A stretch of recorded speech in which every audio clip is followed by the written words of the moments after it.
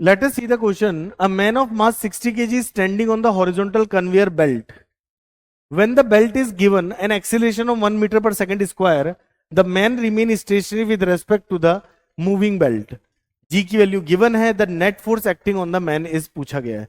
तो एक conveyor belt ले लेते हैं और उसके ऊपर एक मैन है जो कि स्टैंड कर रहा है. क्योंकि ये इसका प्लेटफॉर्म चलेगा और ये गिर नहीं रहा, या बोल सकते हैं कि इनके बीच में जो फ्रिक्शन फोर्स होगा वो इसे गिरने से रोक रहा है. ये देखो फ्रिक्शन कब काम करता है कि कोई भी रिलेटिव बॉडी मूव करती है तो जैसे प्लेटफॉर्म आगे जाना चाहेगा तो इसके पैर इसे रोकने के लिए पीछे फ्रिक्शन फोर्स देंगे, और ये कन्वेयर बेल्ट इसके पैरों को आगे की तरफ या इसकी पूरी बॉडी को आगे की तरफ फ्रिक्शन फोर्स देगी. और अगर ये फ्रिक्शन फोर्स लगता है तो ये इसके साथ साथ मूव कर रहा है, और ऐसा क्वेश्चन में दिया भी है.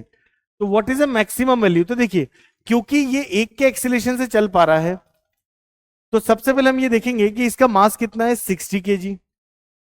और अगर 60 केजी इसका मास है तो इस पे कन्वेयर बेल्ट कितना फोर्स लगा रही होगी, बिकॉज इसका एक्सीलरेशन बेल्ट के अलोंग सेम है.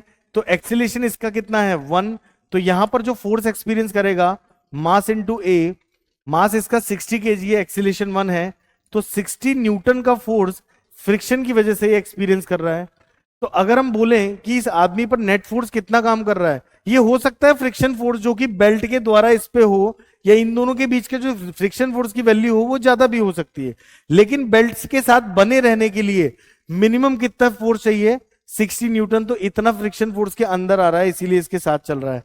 ऐसा भी हो सकता था कि फ्रिक्शन फोर्स कम पड़ जाता तो ये इसके ऊपर गिर सकता था. फिलहाल की सिचुएशन में पूछा गया net force acting on the man is equal to 60 newton, जो इसका सही आंसर होगा. यहां पर आपने सीधा F is equal to ma के कॉन्सेप्ट से इस आंसर को निकाल लिया.